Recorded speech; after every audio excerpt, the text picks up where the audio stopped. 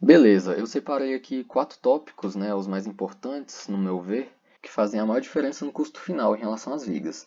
Então, o primeiro tópico vai ser não confiar totalmente no software. Isso daqui ele é extremamente importante porque o programa que você utiliza ele não vai substituir o profissional que você é.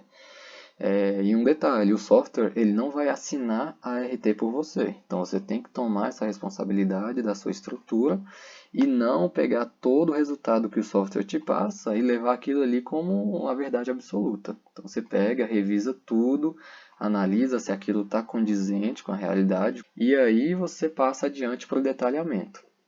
No nosso tópico 2, a gente tem que fazer uma boa concepção estrutural.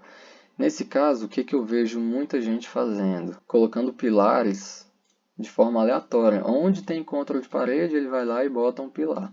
Isso daqui é extremamente antieconômico, porque você vai ter mais pilares do que você realmente precisa. E lembrando que abaixo de cada pilar, a gente tem uma base. Abaixo daqui a gente tem uma sapata ou uma estaca, desse aqui também, desse também. Então, aumenta muito o custo de concreto, ferragem, forma, mão de obra, tudo isso eleva bastante. Então, qual uma dica que eu tenho bem bacana para essa parte aqui de concepção estrutural? Padroniza seus vãos. Se você padronizar de uma forma bacana seus vãos, geralmente eu coloco a cada 4 metros. Isso quer dizer que você tem lá a sua viga, seus 2 pilares. Esse vão aqui entre os 2 pilares, tenta deixar ele para uma residência, né, de pequeno porte, aí um sobrado, tenta deixar ele numa faixa de 4 metros de vão. Eu sei que, arquitetonicamente falando, nem sempre vai ser possível, né, a gente pegar uma planta dessa aqui e ter apenas 4 metros de vão no máximo em todas elas. Talvez um vão maior, por questões arquitetônicas, como eu falei, vai necessitar de que eu espace mais os meus pilares. Não tem problema, não é uma regra que você tem que usar no máximo 4 metros. Mas tente no máximo que você puder padronizar os seus vãos para isso daqui.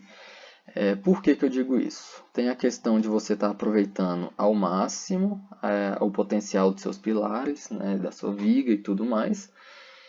E também tem essa questão aqui que é até dentro desse tópico em relação aos balanços. E aí, o terror de muita gente é o balanço. Muita gente acha que um balanço vai estragar a obra, quer tirar a todo custo, mas não, o balanço ele pode muitas das vezes ser bem benéfico para a nossa obra. Por que eu digo isso? O diagrama de momento fletor dessa viga aqui, ele faz mais ou menos isso. A deformação ela acompanha mais ou menos isso também, né? E ele vem e faz isso aqui. Então, o que acontece basicamente? Quando você aplica uma carga aqui, vamos supor que isso daqui seja uma sacada. Então, você aplica uma carga aqui na sua sacada, pelo efeito de gangorra que esse fenômeno aqui traz, esse balanço, na verdade, esse vão, ele vai tentar subir. Então, onde você tinha uma flecha muito alta aqui, na verdade a flecha ela vai acabar diminuindo, ela vai ficar assim, nesse vão. Então, vãos onde tem balanço, eles são benéficos, né? Ele redistribui melhor esses esforços para esse negativo que surge aqui nesse pilar. E lembrando também, né, um detalhe aqui muito importante em toda essa explicação é que em pilares onde ficam no centro, né, esse aqui é um pilar de canto, esse aqui é um pilar de centro, nesse nosso exemplo. Nesses pilares centrais, a gente pode aplicar um momento fletor negativo neles, que não vai ser maléfico para o pilar, né? Esse momento negativo, como ele é simétrico, ele é negativo para cá, né? Para cá, ao contrário desse aqui, por exemplo, se você aplicar um negativo, ele é só para esse lado aqui. Então ele tende a puxar o pilar nesse sentido, ele tende a fazer isso daqui, ó, né? Faz isso com o pilar. Esse é o efeito do momento fletor, toda a questão de engaste, nosso semi-rígido, tudo isso daqui que pode ficar até para um outro vídeo. Então, nesse caso aqui, ele é benéfico também para o pilar. Por que eu disse isso? Porque muitas vezes o seu vão ele pode estar dessa forma. E aí você tem um vão aqui de 6 metros. Mas aí, arquitetonicamente, você tem a possibilidade de puxar esse pilar um pouco para a esquerda e colocar ele aqui, na verdade. E aí você acaba suprimindo essa parte aqui. Isso vira um balanço. E aí vira o exemplo anterior que a gente tinha visto aqui. Qual a diferença? Se fosse assim, olha só quão maléfico isso daqui seria para a nossa estrutura. A deformação iria se comportar mais ou menos assim. Ó. Se fosse biapoiado, né, todo o momento positivo ia vir para o centro do nosso vão. E se fosse engastado nos pilares, ia ser basicamente esse aqui, o diagrama de momento fletor. Então ia ter um momento negativo indo para os pilares, fazendo aquele efeito que eu tinha dito. E isso daqui, ó, o pilar tende a fazer encurvar dessa forma. Beleza? Então é por isso que uma boa concepção estrutural, essa etapa aqui, ela vai diminuir e muito os custos totais com a estrutura. E o próximo passo aqui é não superdimensionar a estrutura. Isso daqui é mais cometido por engenheiros que não possuem muita segurança na hora de fazer o projeto estrutural, né? Por que eu digo isso? Porque talvez lá na sua obra você precise colocar uma viga com 40 centímetros de altura, e aí na verdade por medo dessa altura ser insuficiente, você vai lá e acaba modificando isso daqui para 50, 60 centímetros a favor da segurança. E muitas das vezes isso vai ser até mais prejudicial do que benéfico, né?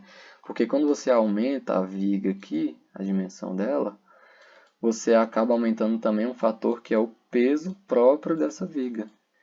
Então, você aumentando o peso dela, ela vai mandar mais carga para os seus pilares. Mandando mais carga para os pilares devem ser mais robustos. E as bases também, né? A parte de estaca vai ter que ser mais profunda. A sapata vai ter que ter dimensões maiores. E assim por diante. E ainda, nessa etapa de não superdimensionar a estrutura, é importante você saber exatamente o que o seu cliente quer. Né? Qual o uso que ele vai dar para a estrutura. É diferente um cliente que vai querer fazer uma academia na casa dele e um cliente que vai querer ter o uso comum, na sala de estar, cozinha, normal, residencial. Então pensa só, se você imaginar que o cliente lá na frente pode ser que precise de uma carga maior na laje e você superdimensionar isso, você vai estar aumentando o custo desnecessariamente, porque você não vai ter conversado com o seu cliente para poder saber quais são as exigências que ele tem de projeto. Então senta com ele e define, ó, o que você vai precisar? É residência? Definindo que é algo residencial, você coloca o peso por metro quadrado na laje de acordo com o residencial. Ah, se ele te falar, ó, eu quero uma academia na parte superior da minha casa, eu quero uma academia lá na parte da laje, né, do segundo pavimento. Você senta com ele e define, ó, dá para fazer perfeitamente, mas o custo disso vai ser mais alto. Então deixe isso tudo definido, porque se você faz isso daqui sem comunicar com o cliente, uma estrutura que era para ser um valor X, vai ser um valor X vezes uma porcentagem bem maior do que ela deveria ser. Então isso daqui também aumenta e muito o custo da sua estrutura, a não observância desse detalhe importante. E por fim, a gente tem a otimização das armaduras. Essa daqui eu considero uma das mais importantes. Principalmente como engenheiro, né, você tem que ter uma organização na hora de apresentar as pranchas para o cliente. E não só apenas organização para o cliente pegar e achar bonitinho, ah, está bem organizado. Mas lembre-se que seu projeto, se ele não for organizado, ele não vai servir de nada na hora da execução da obra.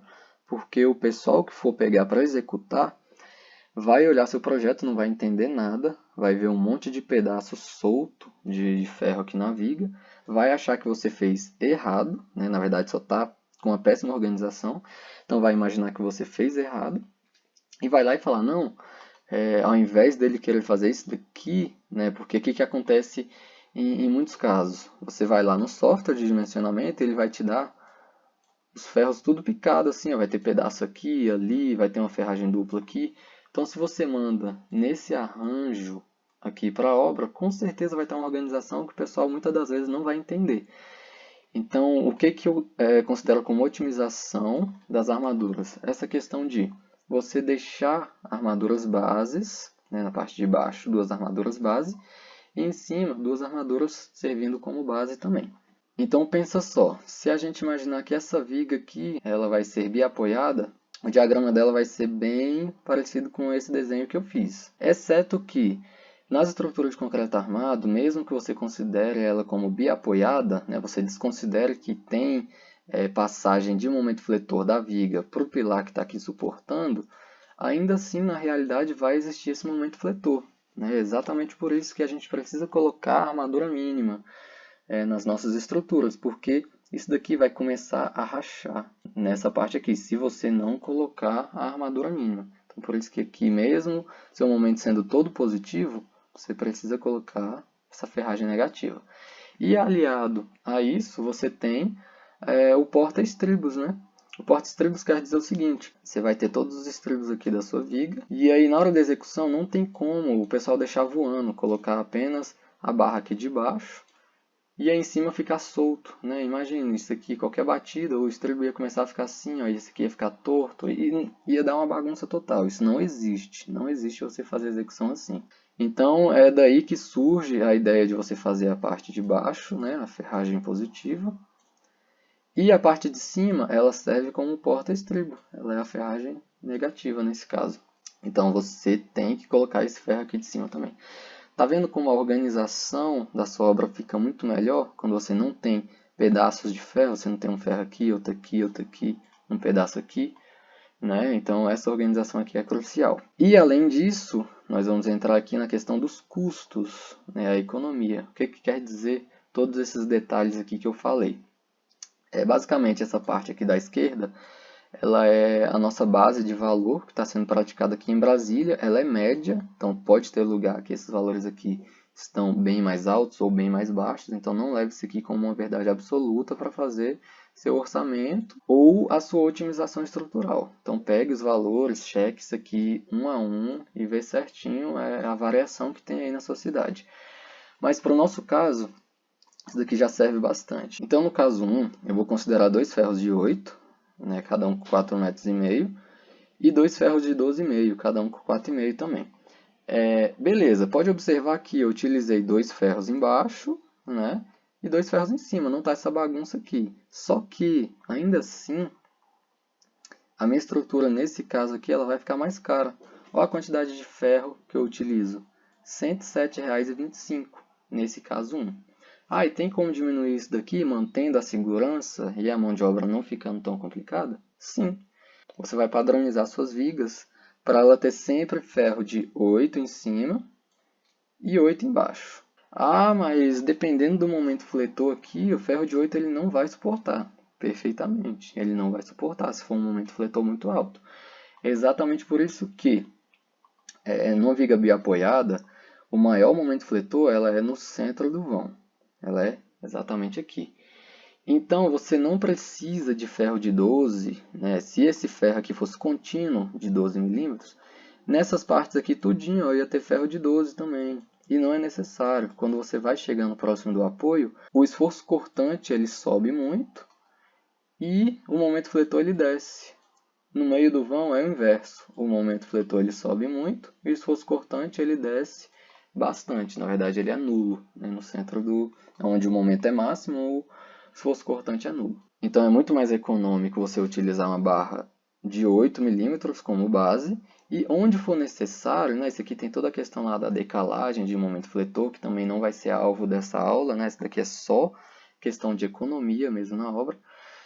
Então, vendo certinho, você vai ver, então eu preciso, para poder combater aquele momento fletor, preciso de uma barra de 12 aqui, de reforço. Pronto. Então, você acaba com essa bagunça aqui que estava em cima, você não tem mais esses picotes de ferro, e você pode chegar lá para o rapaz da obra e falar, todas as vigas elas vão ser com base de 8 milímetros em cima e embaixo. Só que, preste atenção onde tem reforço. Então é muito mais fácil ele montar todas as vigas de 8 milímetros e depois vir posteriormente checando, essa viga aqui é a V4. Ele vem na V4 e coloca esse reforço aqui de 12,5.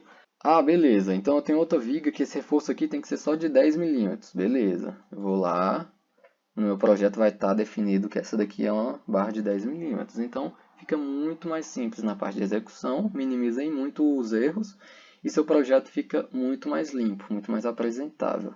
Porque essa parte que voltou, mas isso aqui não existe. Fazendo isso, do caso 2, toda essa questão ali da armadura de base, você tem duas de 8 em cima, duas de 8 embaixo, ambas com 4,5. Tá, por que que é 4,5 e não 4 metros, já que o vão aqui é de 4 metros? Porque eu considerei as dobras, né? As dobras não chega a ser esse tamanho para ferragem de 8, mas por questões didáticas aqui eu coloquei para arredondar para 4,5. Então no caso 2, duas barras de 8, né, com 4,5 metros, duas barras de 8 embaixo também, com 4,5 metros, e onde for necessário, duas barras de 12,5. E geralmente isso daqui nem vai ser duas barras de 12,5, às vezes isso daqui pode cair para uma barra. Depende muito, né? Não leve isso aqui como verdade. Depende muito do seu cálculo, depende do esforço que está chegando na viga, depende das imposições arquitetônicas. Então isso daqui não é a verdade absoluta para você sair colocando isso daqui em todo o projeto, certo? Então nesse caso aqui ficaram duas barras de 1 metro cada uma. Então eu venho aqui, posiciono duas barras de 1 metro aqui. Nesse caso, o nosso custo desceu para R$ 74,50. Lembrando que esses custos aqui são apenas de ferragem, não engloba custo de concreto. Então, tirando essa diferença aqui, deu uma faixa de R$ 32,00 nessa viga. Ah, mas é muito pouco R$ 32,00, né? Mas não esquece que na sua obra não tem apenas uma viga. E não é apenas uma viga de 4 metros, vai ter viga mais pesada, com muito mais aço, que você fazendo essa otimização pode chegar a 50, R$ 100 de diferença. Então, leva essa dica adiante. Isso daqui vai fazer você poupar muito dinheiro para o seu cliente. E essa diferença aqui por metro, né, eu dividi esses 32 aqui pelo tamanho da viga e me deu por metro R$ 8,19. Então, R$ 8,19 por metro de viga. Pegando como base aqui, só para a gente finalizar, uma obra de 120 metros quadrados, a gente pode ter uma faixa de 80 metros de viga. Esse daqui é um caso real. Esse daqui é um projeto real que eu fiz. A casa tinha 120 metros quadrados, era laje, apenas um pavimento, né? Não é um sobrado. Então, um pavimento com 120 metros quadrados deu 80 metros de viga. Multiplicando esses 8,19 pelos 80 metros de viga, a gente tem R$ 655 de diferença em toda a casa. Em relação às vigas apenas, mas lembrando que se você aliar todos esses outros exemplos que eu dei aqui, de não superdimensionar, parte de fazer uma boa concepção, que também é muito importante, e não confiar no software, com certeza esse valor de 655 vai ser o mínimo do mínimo. Você vai conseguir poupar muito mais para o seu cliente, beleza? É basicamente isso que eu queria passar para vocês hoje. Um abraço e até a próxima.